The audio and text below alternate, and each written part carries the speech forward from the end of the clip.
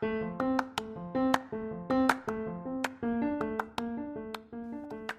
right, so tonight my guest is Ryan. I've been knowing Ryan since he was a little kid.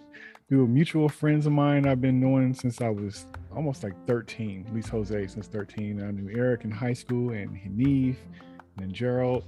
So Jose and Eric, they did martial arts, they did White Crane, and their sensei had a dojo at his home. And along with that dojo and his home was his son, Ryan, that would be running around. Yeah, annoying the shit out of everyone. I always thought it was kind of cool because one, he was in the class, learning as well, but then also just kind of hanging out and stuff. So that definitely showed that he didn't mind being around older folks for one, and then also, curious about what his dad did, be it partly probably forced maybe, and then a little bit of force and a little bit of personal interest. Mix and match. Yeah. So I thought that was really, really dope. So he's the youngest one of our crew. It's just great to have him and have his perspective. And one of the things that he's very well versed on, which always trips me out, one, because this subject was out way before he was even around. And matter of fact, it was out around the time that I was around, but I was on the young side, so I didn't even really connect to it as much as a lot of friends of mine that's slightly older does. Actually, my future of choice was Star Trek, and that was only due to me watching Star Trek with my dad. So that was always kind of my bag. Even though I have a love for Star Wars, mine was more Star Trek. But as I got older and would watch the movies and things like that, I did have a connection. But I do feel like I didn't connect to it the same, only because I didn't see those in the movie theater. And sometimes that kind of stuff helps you to connect to it, and then your age and stuff like that. So it trips me out that this dude is even younger than I am. And you talk about connection to the lore, and then the knowledge of all the history and things like that. I'm a geek, and I like geek stuff. So when you come across you gotta blame it on VHS, because that's what it is. Like, I was born in '80, so I missed all the movies. Like, what Return of the Jedi was like, I think '83 or something like that. I did not catch any of them in the theaters, but clearly my parents either bought, and I'm pretty sure, what was it? The first one, A New Hope, was on VHS and recorded on VHS. Like, my dad recorded it either off a tape or somehow it was on TV or something.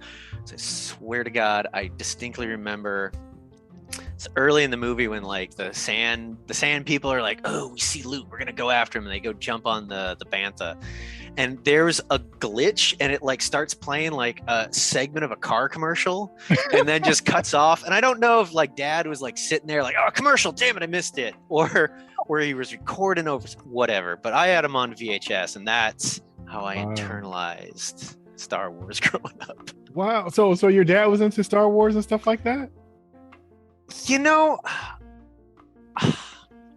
That is an interesting question, because like clearly I nerded out way harder on Star Wars. I think like my dad was never like, oh, what's this? Mm-hmm. So he was never like poo-pooing on Star Wars. Right. But he had other things that he was like super into. Like, I remember he had VHSs of Spencer, Private Detective, that he fucking Spencer for Hire. Yeah, Spencer for Hire. Yeah, I love that Hawk. Show. Yeah, right? Yeah. Spencer. Right? Yeah. Future Captain Sisko. Sisko, exactly. Deep Space Nine. So my dad wasn't he wasn't a fellow Star Wars nerd, but I think he was like, oh, this seems cool, I'll record it. Maybe the kid will like it. So I don't know. I've never asked him. I like the earliest story about my enthusiasm, and I was, I don't know, 4 or 5, something like that. We were still living at our old place, and I had like Luke Skywalker's green lightsaber. Mm-hmm.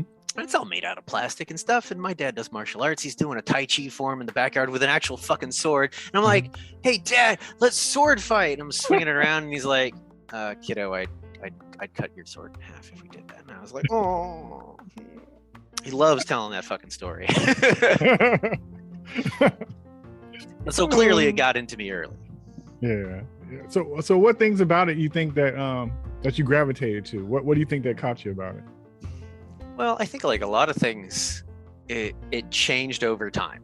Mhm. right? Like the depth of what you can appreciate as a kid with your limited context. Right. It's like, hey, cool explosions. Hey, laser swords, big battles, boom, boom, boom. Like you probably get into it at that sort of kid level, which is totally fine. But like as I got older, like you can start to see more of the layers, and it goes from liking Luke Skywalker because he's probably the protagonist, and you know it's the hero's journey, so you kind of focus on him. He's got these cool powers, and he's got a laser sword, and it's like at some point, I think maybe high school or early college was like, oh, wait, Luke's kind of been a weird role model as well, because it's like, especially at Return of the Jedi, like literally at the end, he doesn't win through violence. Right. He doesn't win in any sort of combat sense at all. Yeah, he beats his dad, but then he's like, oh fuck, right, okay, I'm just gonna turn into my dad, and he throws his lightsaber away, right? Right. He, at least in that context, rejects violence. In all the extended books, he, you know, picks up the lightsaber again, but for that, it's like, you know, I'm not going to choose violence. I'm going to show restraint. Yeah. And certainly for someone who used to get bullied, that was kind of an important thing that I don't know if I picked up directly, because like I think I was a little bit younger where I had that moment where I was like, oh shit, I'm bullying someone else. I'm just okay, I'm gonna stop. Like I hate it when people do that to me, so right, I'm going to try to not do that to other people. So that's pretty deep that you were able to self-recognize. A lot of people walk around not knowing. So yeah, I count myself as lucky for that, because otherwise, you know, you're just spreading the harm around to other people. That's right. But yeah, over time, Star Wars provided different things, in part because you can go back and appreciate different parts of the movies, and it's like as you get older, you're like, oh, I get why Han's cool now, right?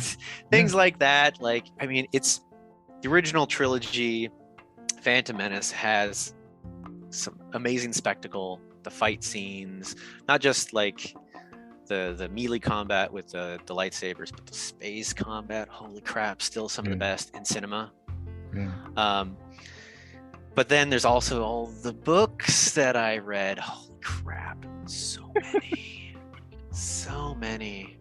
That's funny. I think a great point that you made as far as like going back and stuff, because I think when people think about like people who love movies and music and stuff, I don't think that they think about the well that it is that you do return to, especially the ones that catch you for one thing. You know, that's all it takes, because what you might be going for is not what you leave with, and you could keep going back. Like you say, you get older and you recognize something else, or something else catch you the right way, and a joke that was over your head, you laugh at it every time now because now you get it. You had to have some experience before you revisit the movie again, and with that experience make you have a different kind of connection and different eyes for it. So I think it's a great point that you made about that. Well, I think even like in college, like one of the things that was, aside from my attempt to make a Star Wars fan film, one of the cool things, we'll get to that. So one of the things was like, I obviously was into film. Like I was doing a multimedia degree, but I had a whole bunch of friends like down the bay at San Jose State in the actual film department. And so I was actually just driving down to San Jose and working on short film projects with them for effing years, even after college. Wow. And so if you're immersing yourself in cinema, well, you look to the greats, which maybe isn't necessarily George Lucas, but you realize, oh, wait, him, Steven Spielberg, Francis Ford Coppola, like they're all film buddies, right? Yeah. And they all went to, and they all loved Akira Kurosawa. And it's like, oh, cool. Okay, so let's look at that. And it's like, oh, wait a minute. And eventually down the road, you're like, oh, Lucas was ripping off some heavy stuff, not just from Kurosawa in particular, but like origin of the word comes from a Japanese film genre. Wow. Like for their basically sort of period pieces, which are usually involving samurai, is something along the lines of, I'm going to try not to butcher it from memory, Jedi Geki. Okay. right? Where like Geki's film and Jedi's like period. So George just like, oh, Jedi, yoink. Wow. Because the Jedi were a mix of cowboy and samurai. So like Right. there's all these layers of like peeling things apart, like as much as at a certain point Lucas was reviled after the prequels. Everyone was like, oh, at a certain Right. point they're like, oh, there's all these problems with it. But it's like, dude, that guy put a lot of fucking effort in. Lot of effort. He did. And it's funny that you mentioned that, because I was going to ask you your thoughts on the prequel. But before that, I was also wondering, what did you think about, because, you know, like George Lucas is like notoriously known for going back and kind of, you know, tweaking with the magic more than a few times. So it's all these different kind of edits and stuff, and then different kind of cuts and stuff, and then some cuts are no longer available. How do you feel about that, about him going back and touching? It's his art, I guess, and he could do what he wants to, but then it's also, we all feel like it's kind of ours too, because we had it a certain kind of way, and you want that birthday cake that tastes like the birthday cake you had when you were a kid. Right. You don't want the recipe to be different. It might be better, but I want the cake that I knew when I was 5 years old. I want my mom to make that cake again, not a new cake. I got mixed feelings about a lot of these things that people get understandably upset about. Right. Mixed feelings about the reaction to the upsetness. Okay.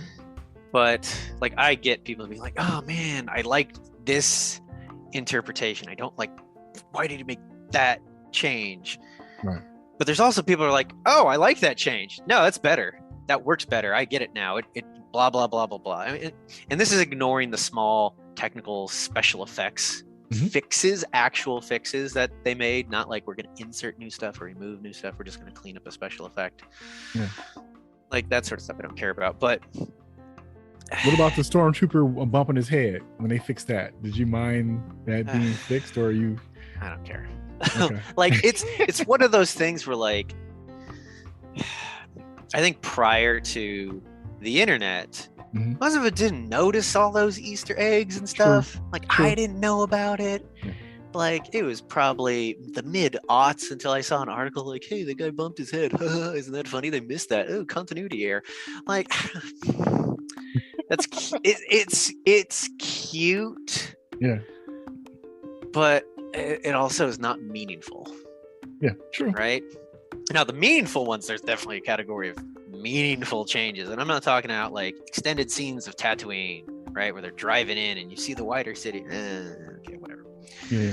I could see people kind of like doing a double take when at the end of Return of the Jedi, when you see Yoda and Obi-Wan and Anakin's Force ghosts. In the original, it was old man Anakin, right? That we had seen for what? A minute?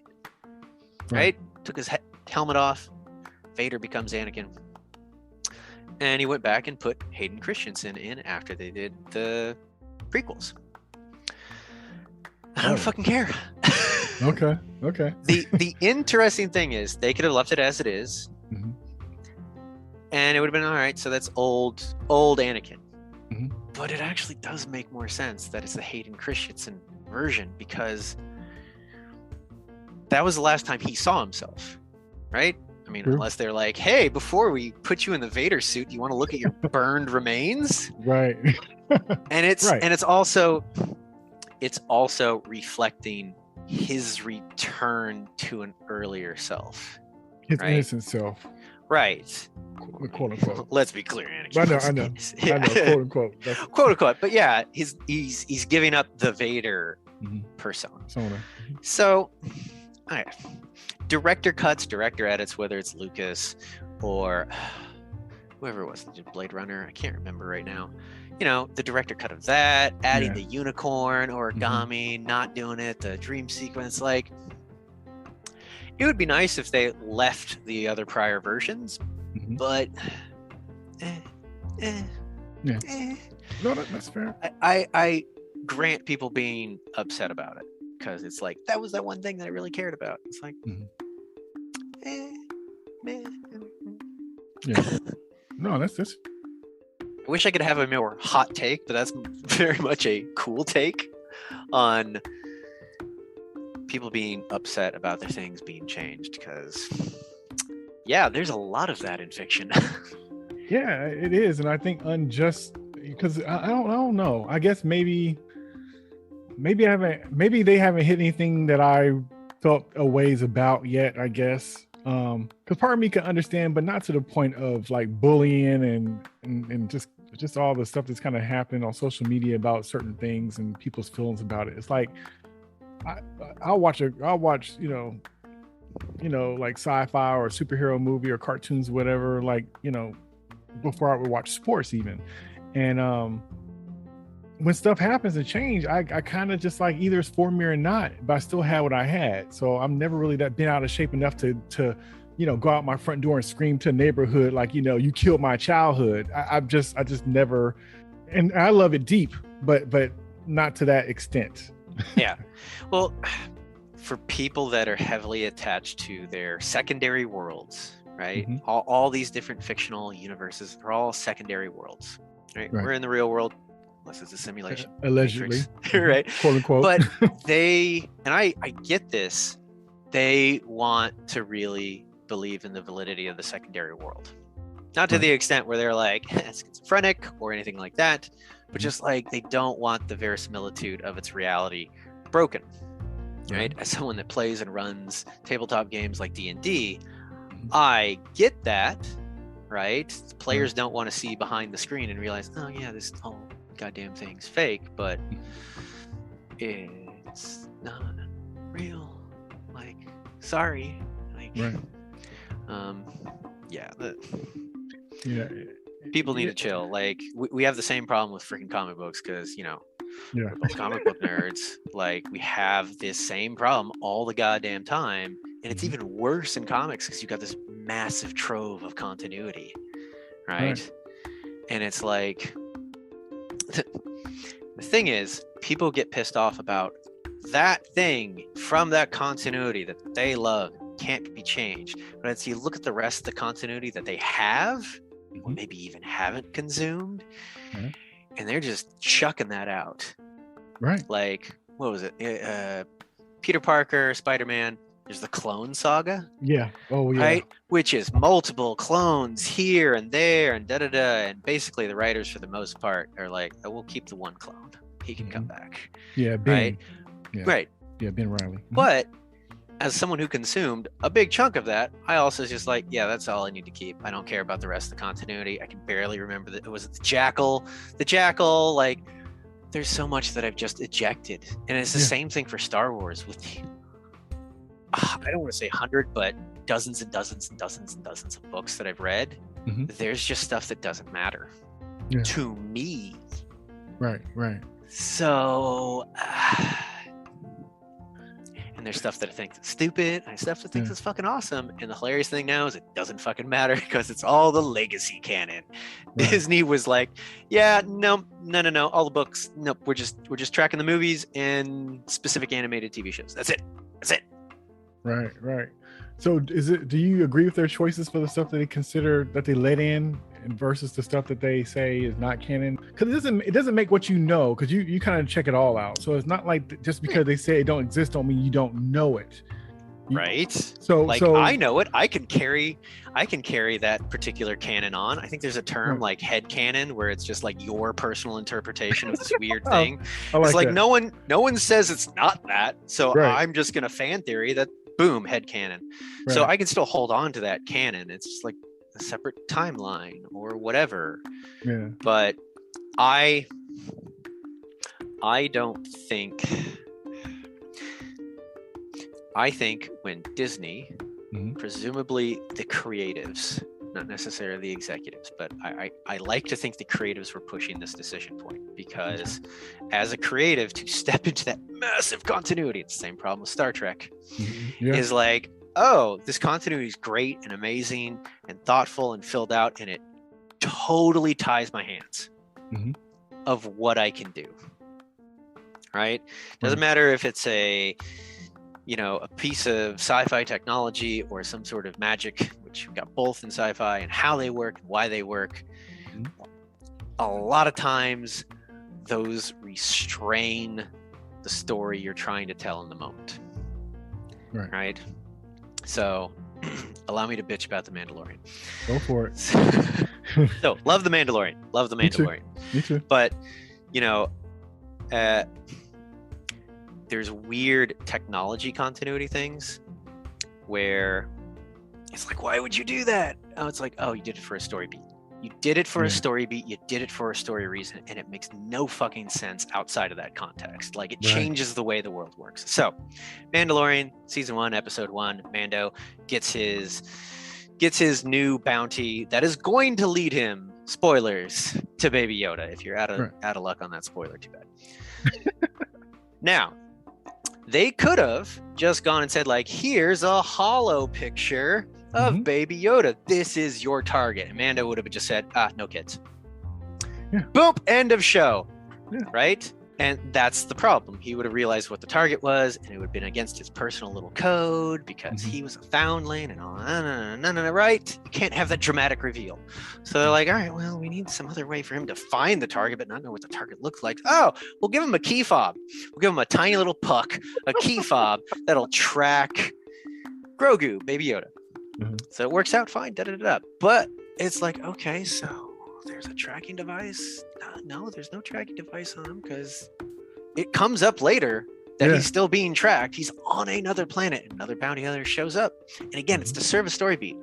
It could have been that little hand puck only works on that planet. Maybe it does. It's always, it's like, well, how does it work? It served a purpose on the other planet of, I can't stay here with these nice villagers and settle down. That's what it was. Because I have this obligation to the kid. I can't stay here. Lone wolf and cub, right? But that means that bounty hunter got one of those pucks somewhere that is somehow tracking Baby Yoda and either just randomly flew to that planet and was like, oh, hey, this key fob's lighting up. I'm going to go follow it and gets shot. Or he picked up the key fob in the same place that Mando did and then followed it through hyperspace, the vastness of the galaxy, down to that planet and then down to the... I was like, wait a fucking minute. Yeah. How did Luke, how did Han, how did anyone not get caught? Right? Right. So it's just one of the things like, how the hell is that goddamn working? It doesn't make any damn sense. Yeah. So, yeah, they had a similar thing the episode later where they do the jailbreak, and there's a key fob that, like, the pilot of the prison ship has a key fob, and it hits the key fob and sends out a distress signal. I'm like, oh, okay, so the key fob sent a signal to the ship he's on, and the ship is broadcasting an SOS. The Republic's going to come and save the day. Right.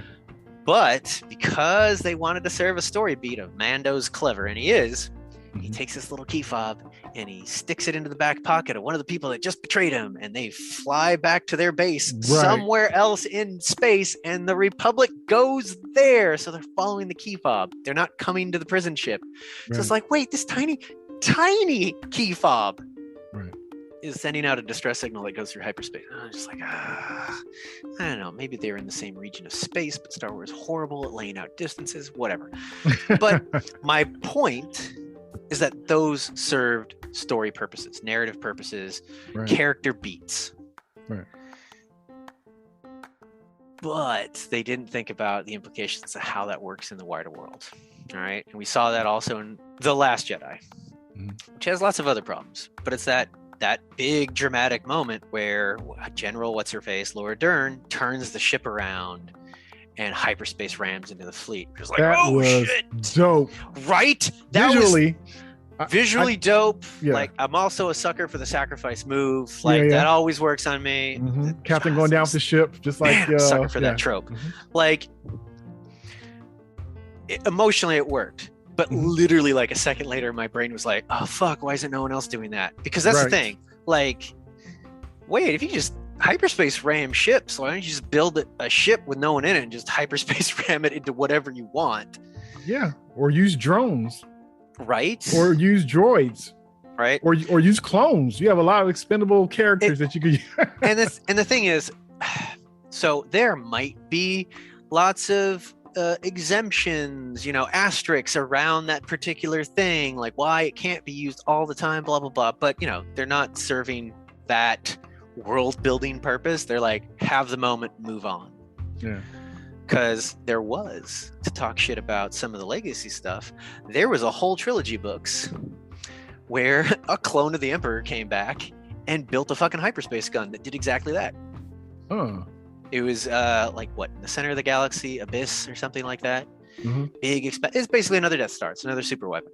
Right. And it did the exact same thing, but it would take out planets. It would shoot giant planet killers through hyperspace that no one could stop. So was that considered canon, or you say no, it's not? It is in legacy canon, so it was part of the books. Okay. Like I have a graphic novel of interpretation of that trilogy.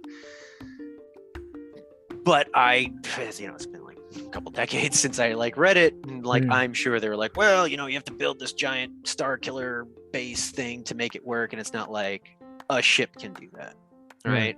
So they put some constraints on it. But again, it's like, please think about how your story beats going to affect the world building, and that's only because I'm one of those people that give a shit about these secondary worlds.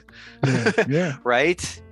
Because it's not going to be just for this moment, right? This film, this character arc. It's like, no, it's part of this larger da-da-da-da-da-da. That's why people get, pissed off when someone retcons Superman's power set.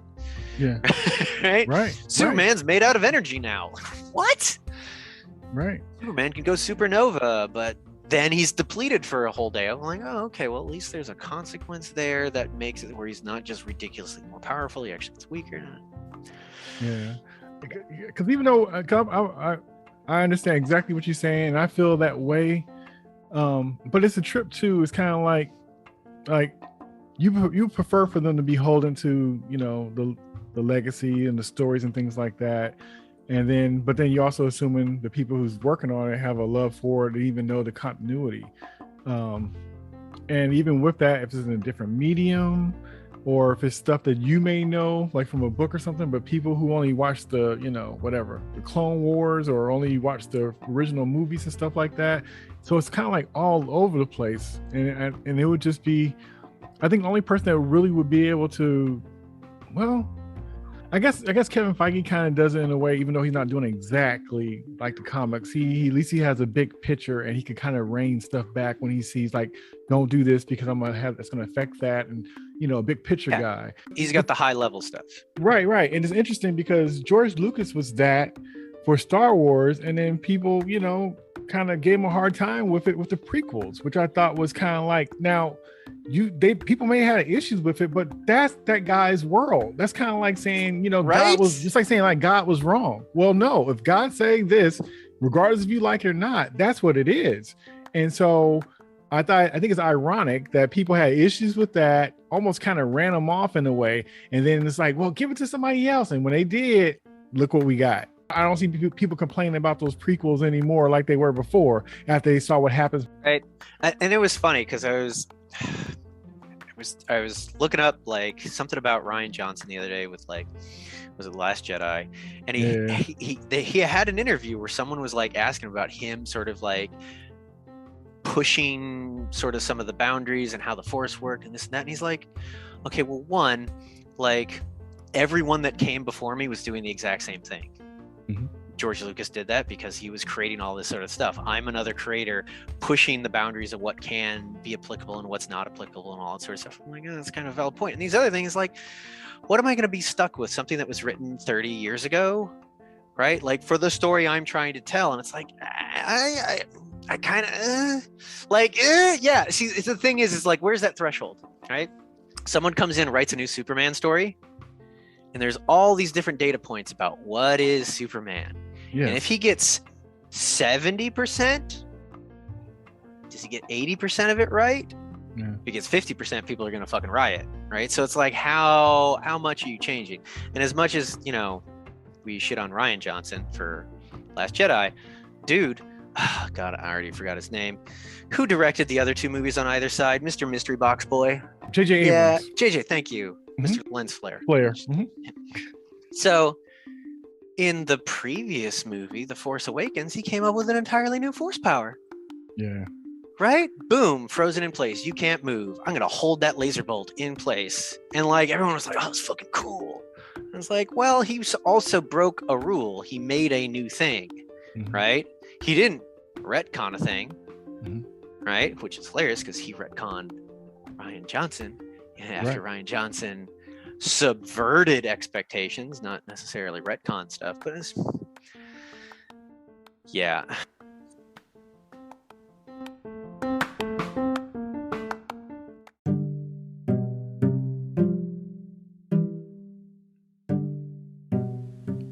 Hey, this is Jay, and I hope you're enjoying the conversation so far. I just want to let you know that this conversation is part of a larger conversation that continues on the next episode. Thanks for listening.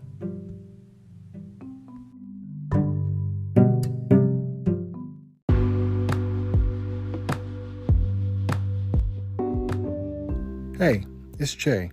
If you enjoyed my conversation with Ryan, please check out our episodes where we talked about The Mandalorian, The Book of Boba Fett, Spider-Man No Way Home, and the movie Batman. Thanks for listening, and until next time, peace.